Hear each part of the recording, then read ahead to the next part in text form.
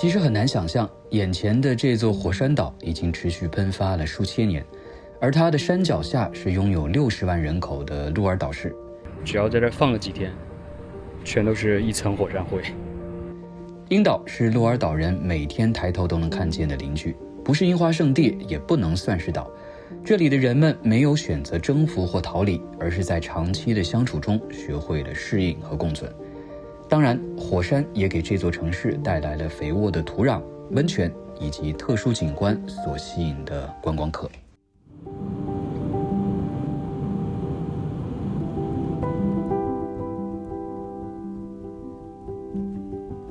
鹿兒島縣位於日本九州最南端，在日本算是面積較大的縣。除了薩摩半島、大隅半島以外，還有众多離島，包括著名的屋久島、奄美大島和種子島等。鹿兒島縣的自然景觀非常豐富，既有活火山、溫泉，也有森林、海島。其中屋久島更是被列入了世界自然遺產。這裡也是日本重要的農業、畜牧業和漁業的產地。黑豬、黑牛、茶葉、紅薯和燒酒都享譽全國。ANA とサービスパートナーのフードシェアリングを利用いただきましてありがとうございました。皆様飛行機は間もなく停止いたします。終於到鹿兒島了，今天的飛機延誤了半小時，所以現在已經2點鐘了。日本所有的國內線的經濟艙都是沒有餐食的，也沒有吃的，就只有飲料，所以很餓。現在先去機場吃點東西吧。這一層是值機櫃檯，應該到出發大廳有那個餐廳。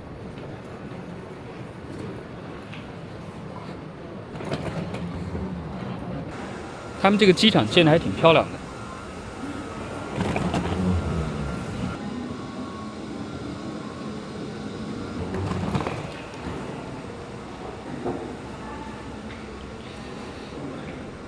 這家是中華料理的店。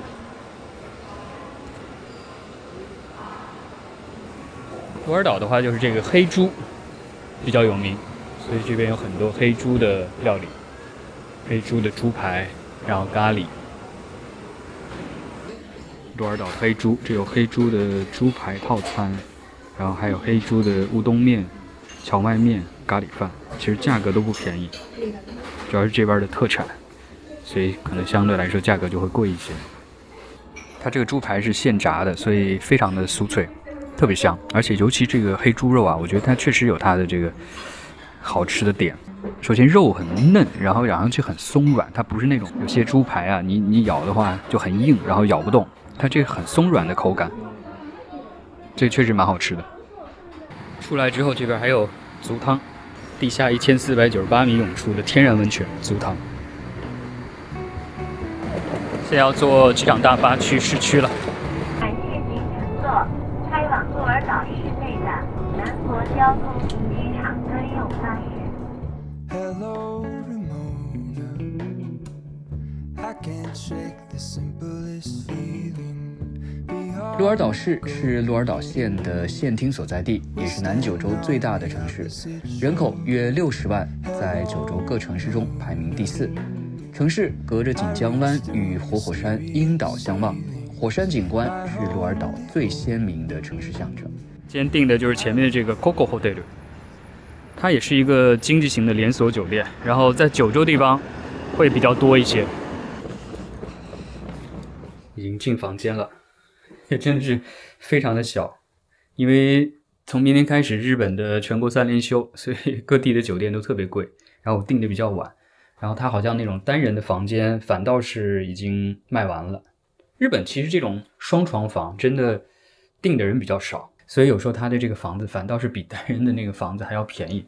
因為日本是按人數算的，它不是按這種房間算的，所以你一個人住，有時候你一個人住的兩個床的房間和一個人住一個床的房間，它的價格其實是一樣的，它是按人數來算的，也是這種常見的3件套的形式。窗只能開這麼點兒，窗外是這樣的。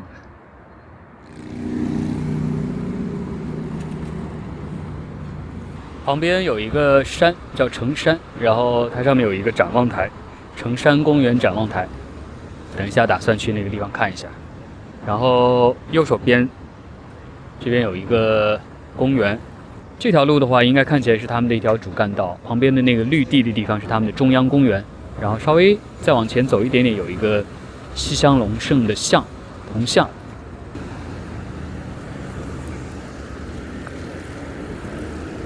這個地方也有一個挺有意思的東西，它就是國道的終點站，它有一個這樣的一個小的碑，怪不得它特別立的這樣的一個碑，確實還是挺重要的，就是3個國道的這個交叉點的地方。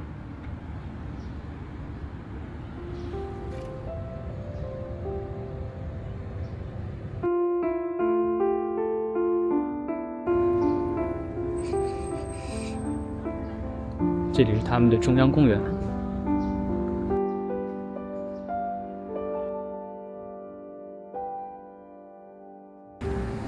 這邊有一個立的牌子，西鄉銅像攝影広場，就是專門給你建了一個廣場，這個廣場上讓你可以拍這個西鄉隆盛的像的，就在對面。西鄉隆盛應該算是鹿兒島最著名的歷史人物。這個城市很多地方都會有西鄉隆盛的雕像或者相關的宣傳和產品。鹿兒島舊稱薩摩藩，是日本幕末時期最具影響力的藩國之一，也是推動日本從封建社會邁向近代國家的重要力量。西鄉隆盛出生於鹿兒島，是日本明治維新的核心人物之一，被譽為維新三傑之一。他與大久保利通等人共同推翻了德川幕府，促成了明治政府的建立，被譽為日本近代化的功臣。不過，在明治政府推行改革後，西鄉隆盛因理念分歧而離開了政府，並於1877年率領舊武士發動了西南戰爭。戰爭最終以失敗告終，西鄉隆盛也在鹿兒島的城山自盡。這場戰爭也標誌着日本武士時代正式落下帷幕。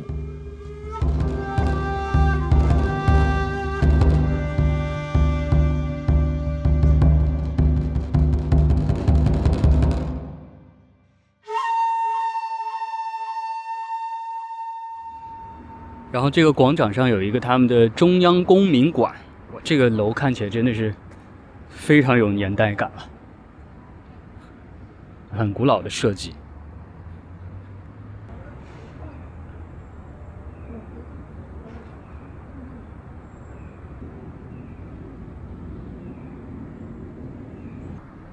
這些裡面都是可以自由進出、自由參觀的，然後它會不同的房間裡面可能會舉辦不同的這個活動，它有很多這種會議室啊，或者是這種展覽室。那個展望台看起來不遠，但是它要順着這坡往上走，還得走10來分鐘吧。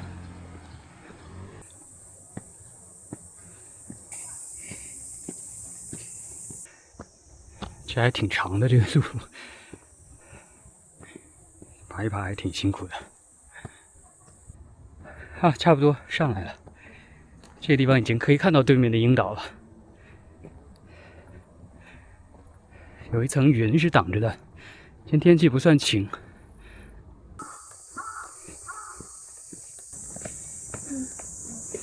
這裡應該終於要到了，應該就是這個地方了。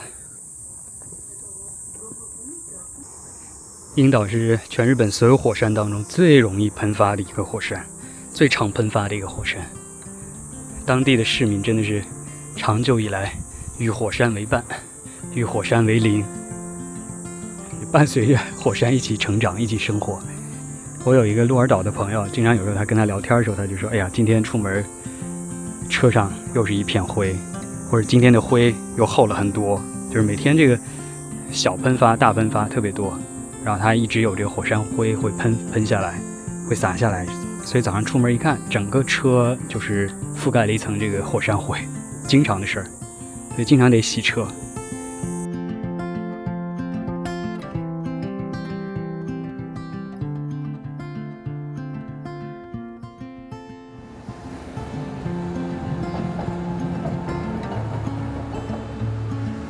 今天的主要活動就是要去他們這邊的這個櫻島，現在要坐一個公車去輪渡站。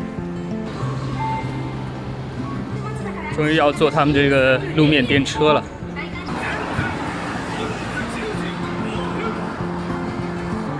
買了一個他們這邊的一日通用券，然後它可以坐英島的輪渡的，除了公車以外，一個人是1300塊。據說它要漲價了，好像從8月份開始就要漲到1400。ここでお降りください。次は朝日通り、朝日通りでございます。The next stop is Suntower and The next stop is Suntower and 要順着這天橋過去，走到對面就是輪渡站。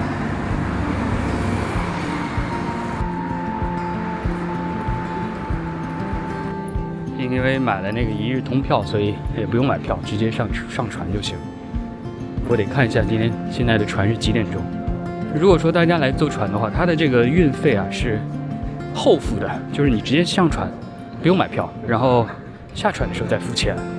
如果你沒有提前買那個一日乘車券，它這是抵達後付款。現在出港時間就整點發一班，然後20分、40分各發一班。現在是10點半，還有10分鐘。這輪渡對當地人來說也是很重要，大家來回通勤啊、上學，經常會用的。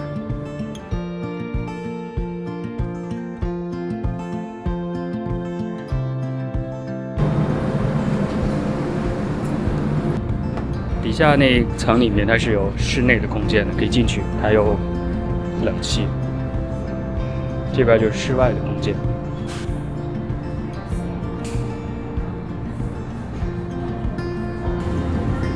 這艘船回來了，應該是這艘船到了之後，我現在坐的這艘船要開始啟程了。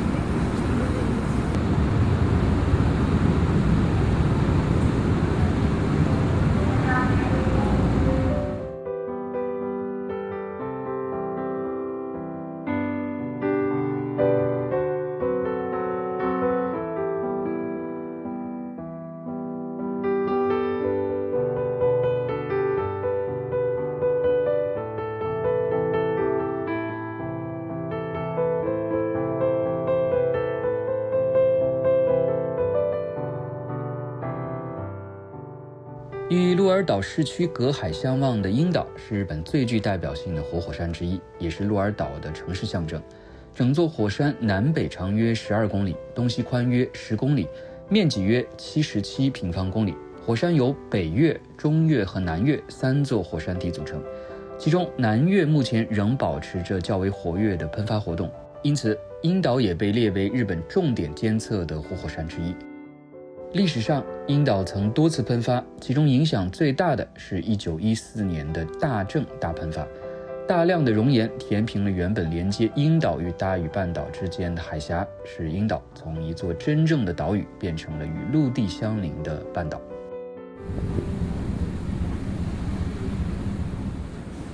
其實距離真的非常近，15分鐘就開過來了，然後每天的船班也很多。下船之後，它其實在這個英島港周邊有一些景點，走路的話大概可能也就10分鐘左右吧。然後還有一些這個展望所、看熔岩的博物館。如果是不想走路的話，它其實也有這個周遊的巴士。如果買那個一日套票的話，這個周遊巴士也是可以坐的。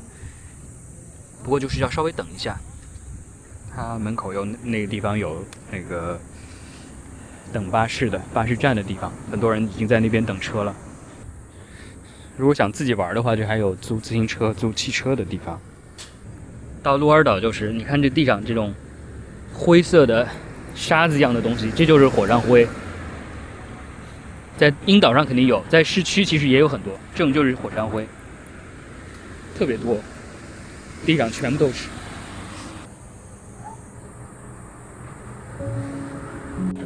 他這邊寫的這個月度神社，1300年前就已經建成了，然後之後有火山的影響被熔岩給吞沒了，之後在40年的時候又重新在熔岩的上面建了新的神社，守護着這個英島。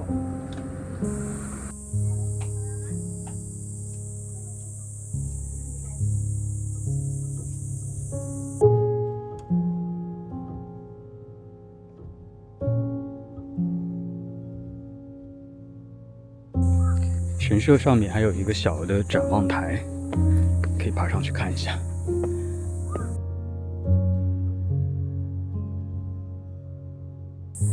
地上真的全部都是火山灰，你可以带上一小罐，然后挖回去做纪念的。终于还是下雨了，感觉应该不会下太长时间，不过其實還是挺煩的。繼續往前面的那個，他們有一個遊客中心，然後到那個地方去看一下。遊客中心。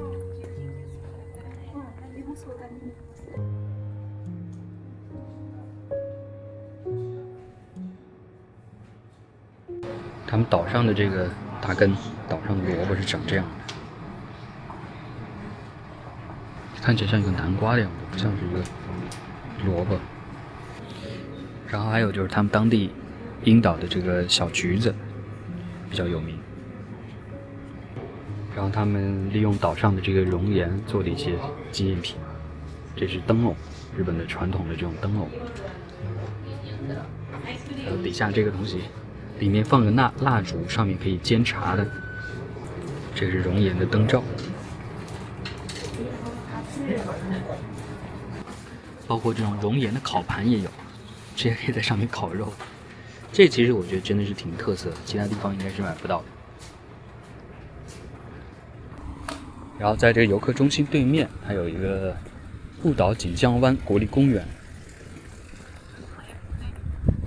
然後裡面有一個非常長的足湯，也算是櫻島這邊比較有名的一個景點，特別長。這邊就可以看到這一排全都是足湯，所以有很多位子，一整排的足湯。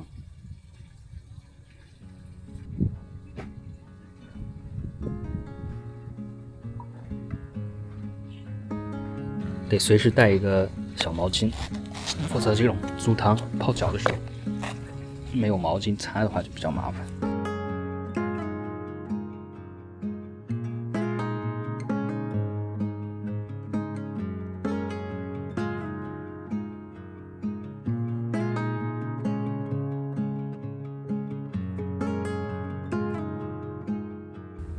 這邊還有一片足湯，視野會更好一些，風景會更好一些。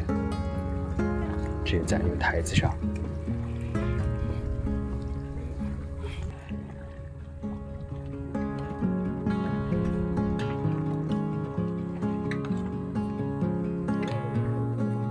旁邊都是這種火山石，全都是黑色的。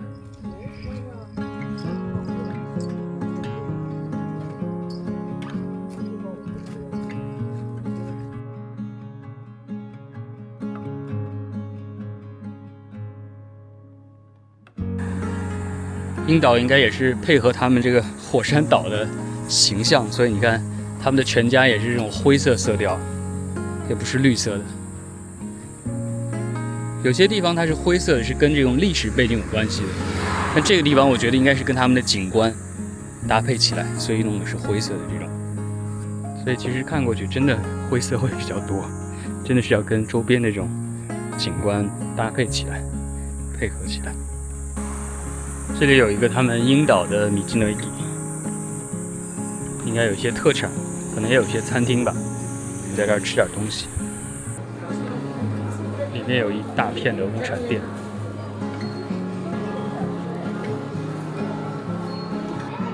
櫻島比較有名的這個小橘子，所以他們做了這個小橘子的冰淇淋，很多人也在這兒排隊。買了一個這個小橘子的冰淇淋，很多人在排隊。有一點這種酸酸的口味，還挺清爽的，酸甜口味的，挺適合夏天的。點了一個他們這邊的小橘子烏冬麵，它這個麵看起來是黃色的，比較偏黃的顏色，我覺得應該是放了一些那個小橘子吧。然後它除了烏冬麵以外，還配了一個小的這個炸蔬菜、米飯、一個果凍，然後另外這種乾的烏冬麵在吃的時候，它旁邊會放一個這個小的醬料，把這個倒到這個裡面去。哇，這個麵真的很好吃，特別的筋道，然後它吃到嘴里头有一种这种柑橘的香气，很清爽。如果大家来，一定要尝一尝看这个乌冬面，我其他地方是没吃到过的，真挺好吃的。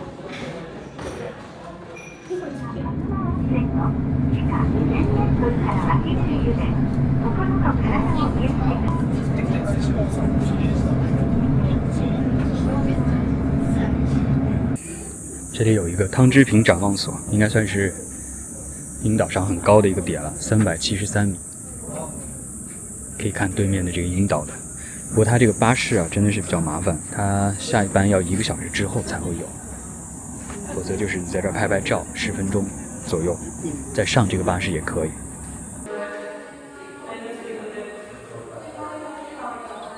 4次大的噴發，最後一次是在昭和時候，1946年，360度的展望台。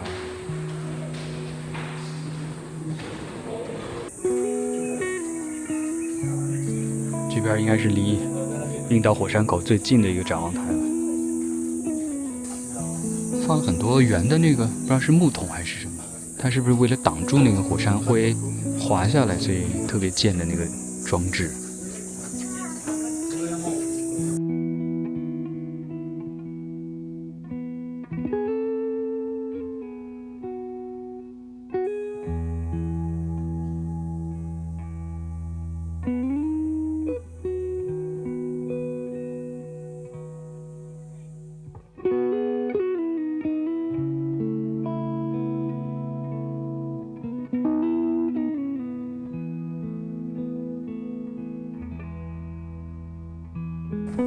現在天氣感覺又好了，已經回到櫻島港的地方了，打算坐船回去了。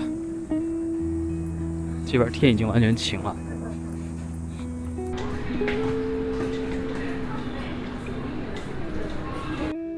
進入現代以來，櫻島依然保持着活躍的狀態。自1955年以來，幾乎持續有噴發活動，是世界上持續活動時間最長的活火山之一。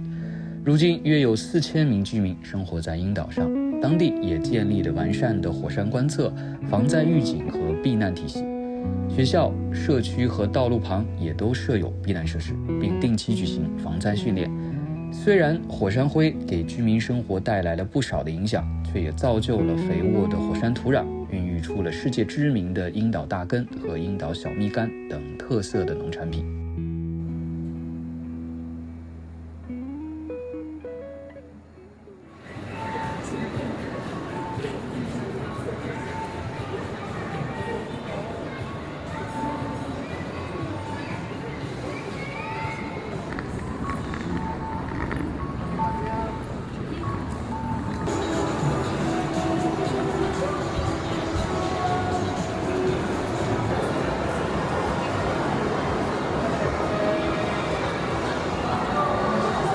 到市區本來想說來吃一個白熊的刨冰的，哇，白天真的是超級多人，這麼多人在排隊，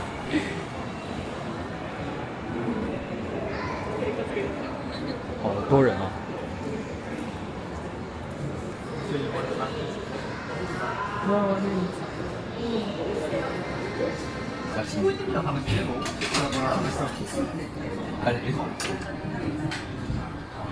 然後這個刨冰非常大，我感覺真的是有點太大了，應該點一個小的 size 的，它有2種 size。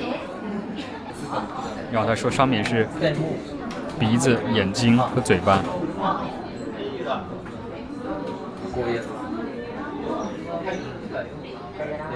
哇，味道還是不錯的，它應該加了很多的鮮牛乳，然後應該還有煉乳吧。我覺得這東西真的是，雖然是一大顆，真的是讓人吃起來會欲罷不能的，吃着吃着一整顆就吃完了，味道真的不錯。出來之後發現這個排隊的人更多了，比剛剛還要多，現在估計得1個小時多吧，剛剛排了大概20多分鐘。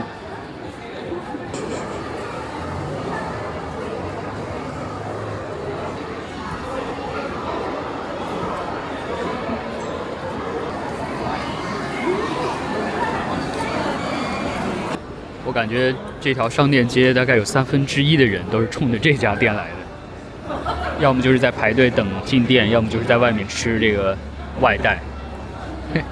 所有人都集中在这家店门前，特別多人。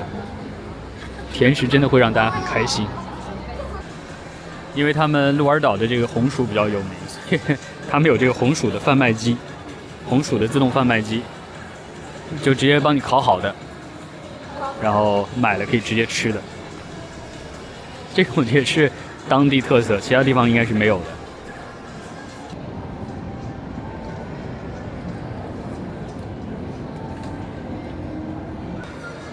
丰樂饅頭吧，還是豐悅饅頭啊？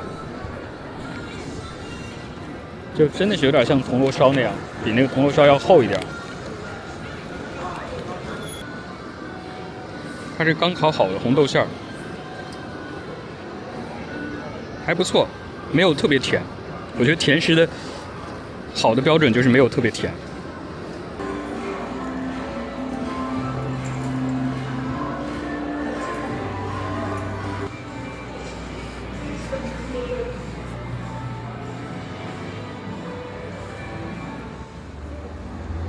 晚上來吃一個鹿兒島黑豬的涮鍋，小火鍋，還挺火的。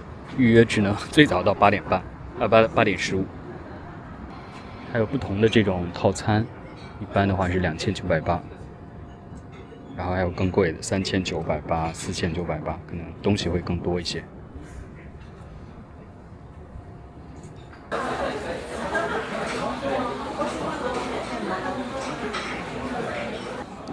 這個是他們的餐前小菜，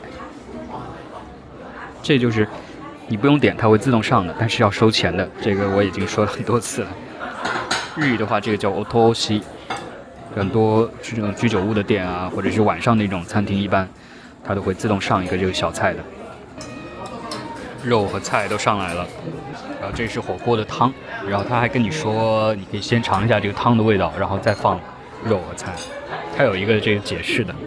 告訴你怎麼吃，先嘗嘗湯，然後再放一些肉和蔬菜，然後如果自己想要其他的口味的話，可以加一些其他的這個調味料，最後再吃麵。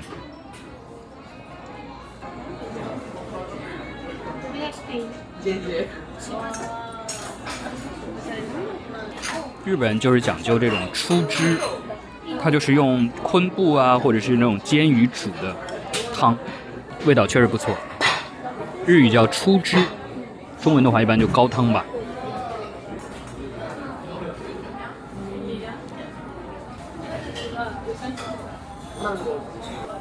日式的這種涮鍋的話，一般不太會蘸什麼芝麻醬的，偶爾也會有，但是它這種的話就直接吃它本身湯汁的味道。它這個豬肉啊確實不錯，我覺得有它這個知名的道理，很香。完全沒有什麼豬的這種，有些豬肉會有那種豬的腥味兒，完全沒有，很香，而且它這個湯汁跟高湯的這個配合，我覺得特別好。